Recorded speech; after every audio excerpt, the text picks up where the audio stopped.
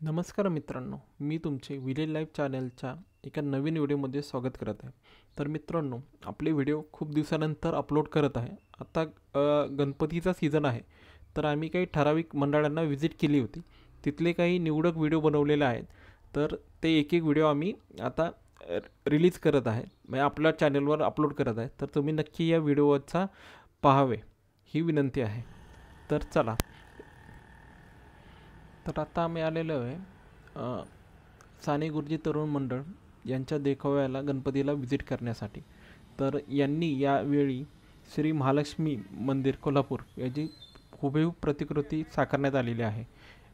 तर तुम्ही पाहू शकता, ही जी प्रतिकृती आहे ही एकदम श्री महालक्ष्मी मंदिर आहे तेवढीच ही प्रतिकृती मोठी भव्य दिव्य अशी उभारण्यात आली आहे. तर आपल्या डाव्या साईडला दीपस्तंभ आहे. तर दीपस्तंभापासून पुढे आल्यानंतर आपण मेन मंदिराकडे जातो. तर ह्या मेन मंदिराकडे जाताना आपल्याला जाणवतात हे जे खांब आहे हे ओरिजिनल श्री महालक्ष्मी मंदिराप्रमाणेच बनवण्यात आलेलं आहे. तर आपल्याला आतमध्ये गेल्यानंतर असे वाटतच नाही की आपण एका देखाव्यामध्ये वगैरे आलेलो आहे. ज्या पद्धतीने श्री महालक्ष्मी मंदिराचे सभामंडपामध्ये खांब आहेत त्याच पद्धतीचे खांब या ठिकाणी बनवण्यात आलेले आहेत. त्यामुळे आपल्याला कधीच वाटत नाही की आपण एखाद्या डेकोरेशन म्हणजे प्रतिकृतीमध्ये आलेलो आहे. तर मेन मंडपात आल्यानंतर मंडपामध्ये पहिला श्री गजाननाथ विराजमान केलेला आहे. तर श्री गजाननाचा पहिला आपण आशीर्वाद घेऊ, दर्शन घेऊ आणि पुढे मुख्य गाभाऱ्याकडे जावे, ज्या ठिकाणी श्री महालक्ष्मी मंदिराप्रमाणे श्री महालक्ष्मीची स्थापना करण्यात आलेली आहे. तर चला, आपण आज जाऊया. तर या ठिकाणी ज्याप्रमाणे श्री महालक्ष्मी मंदिरामध्ये पूर्ण काळ्या पाषाणामध्ये गर्भगृह आणि सभामंडप उभारण्यात आलेला आहे, त्यामध्ये ज्या पद्धतीने देवदेवताचे मूर्ती कोरलेल्या आहेत त्या पद्धतीने या ठिकाणी पूर्ण असे मूर्त्या वगैरे साकारण्यात आलेल्या आहेत. तर चला, आता आतमध्ये आपण गाभाऱ्याकडे जाऊया.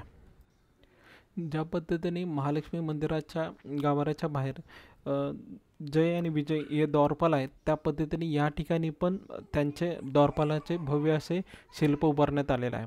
तर आतमध्ये गेल्यानंतर आपल्याला श्री महालक्ष्मी मंदिराप्रमाणे आपल्याला देवीचं दर्शन करण्यात येते. या ठिकाणी जी मूर्ती बसवलेली आहे ती एकदम महालक्ष्मी मंदिराप्रमाणेच बसवण्यात आलेली आहे. तर गाभाऱ्याच्या बाहेरच्या साईडने आपल्याला प्रदक्षिणा मार्ग बनवलेला आहे. तर आपण महालक्ष्मी देवीच्या गाभाऱ्याला आपण प्रदक्षिणा घालून इथून या मंडपातून बाहेर जाऊ शकतो. तर या ठिकाणी जे पण डिटेल्स वगैरे केलेले आहे ते हुबेहूब श्री महालक्ष्मी मंदिराप्रमाणेच केलेले आहेत. तर तुम्ही नक्की या मंडळाच्या देखाव्याला व्हिजिट करावी. या मंडळाच्या देखाव्याला आपण ज्यावेळी व्हिजिट करतो तर आपल्याला श्री गजाननाचं आणि श्री महालक्ष्मीचं एकत्र दर्शन घेता येईल. मित्रांनो, जर हा तुम्हाला व्हिडिओ आवडला असेल तर तुम्ही नक्की आमच्या चॅनलला सबस्क्राईब करा, व्हिडिओला लाईक करा आणि हा व्हिडिओ तुमच्या मित्रमंडळाकडे शेअर करा, जेणेकरून आमचे सबस्क्रायबर वाढण्यात मदत होईल. धन्यवाद.